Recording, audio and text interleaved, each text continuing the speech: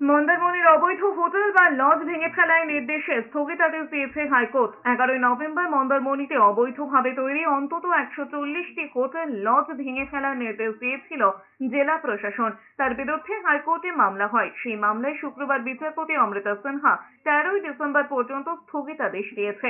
4 ডিসেম্বরের মধ্যে এই বিষয়ে পূর্ব মেদিনীপুরের জেলা শাসককে রিপোর্ট দিতে বলা হয়েছে।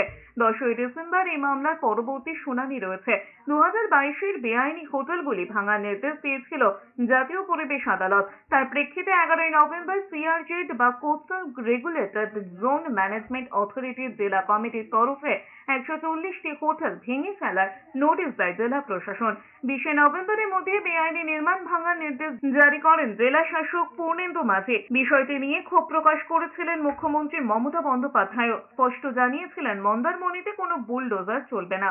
মুখ্যমন্ত্রী ঘোষণা করার পরে তারপরে মহামান্য আদালত যে স্থগিতাদেশ দিয়েছেন 30 তারিখ পর্যন্ত, আমরা সবাই আদালতের উপর আস্থা আমাদের আছে। আগামী দিনে আমরা নিশ্চয়ই আদালত যেভাবে আমাদের কাগজপত্র শো করাতে বলেছেন, আমরা নিশ্চয়ই সেভাবে আমাদের কাছে যে কাগজপত্র, বৈধ কাগজপত্র যেগুলো আছে, আমরা নিশ্চয়ই আদালতের কাছে সেগুলো পেশ করব এবং আস্থা রাখি আমাদের যেগুলো সমস্যা আছে বিচার ব্যবস্থার মাধ্যমেই আমাদের সে সমস্যাগুলো সমাধান মিটে যাবে।